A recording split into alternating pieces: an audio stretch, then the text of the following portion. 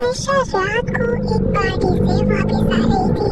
उसके दिमाग में बस वो लम्हे घूम रहे थे जब वो खुश थी, लेकिन वो नहीं जानती थी कि ये रात उसकी जिंदगी का सबसे खौफनाक ख्वाब बनने वाली है। सुनसान सड़क थी, अंधेरा छाया हुआ था और हवा में एक अजीब सी गूंज थी। अचानक आयशा को अपनी गाड़ी के सामने कुछ दिखाई दिया।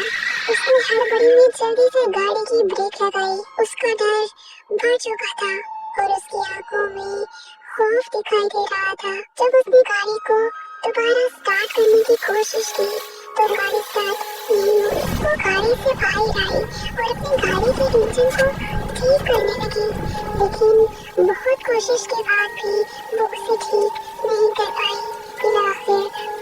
फिर उसने फैसला किया कि वो चल के घर जाएगी, लेकिन सड़क से उसका घर काफी दूर था।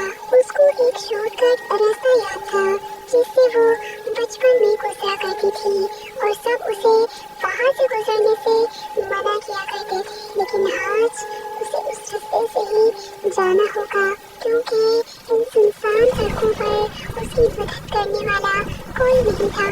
उसने शॉर्टकट रास्ते का रुख किया जहाँ पर एक जंगल से गुजरना पड़ता था। उसके सामने वो रास्ता था जिससे हमेशा उसे रोका गया था, लेकिन उस वक्त आयशा ने वो खौफ अपने अंदर दफन किया और जंगल की तरफ कदम बढ़ा दिए। आयशा जंगल में कदम रख चुकी थी। सब कुछ नॉर्मल लग रहा था, लेकिन उसकी नजर हर तरफ एक खौफ महसूस कर रही थी। अचानक उसने जमीन पर कुछ चमकती हुई चीज देखी। उसमें उसी की तस्वीर थी, जैसे किसी ने खुद ही उसे उस रास्ते पर लाने के लिए छोड़ा हो। वो अपने पीछे कुछ अजीब आवाजों को महसूस कर रही थी, लेकिन वो मुड़े बगैर सिर्फ आगे बढ़ती जा रही थी।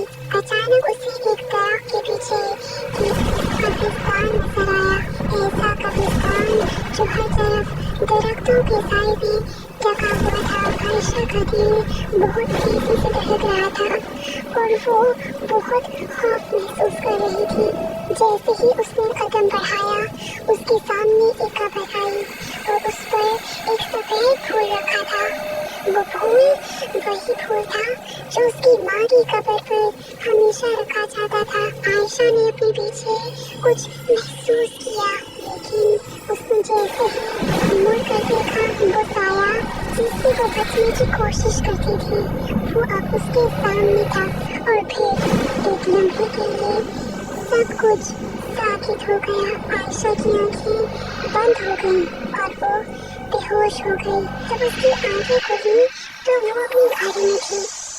सन्नाटा था और बाहर रोशनी आ चुकी थी। सुबह का वक्त था, सब कुछ मामूल के मुताबिक लग रहा था, मगर दिल में एक गहरा खौफ था। क्या ये सब कुछ हकीकत थी या वो सब कुछ एक ख्वाब था? और जैसे ही उसने अपनी गाड़ी को स्टार्ट किया, उसकी नजर अपनी गाड़ी की पिछली सीट पर पड़ी, जहाँ पर दिखाया जाता है कि एक आत्मा उसका पीछा अभी तक कर रही है।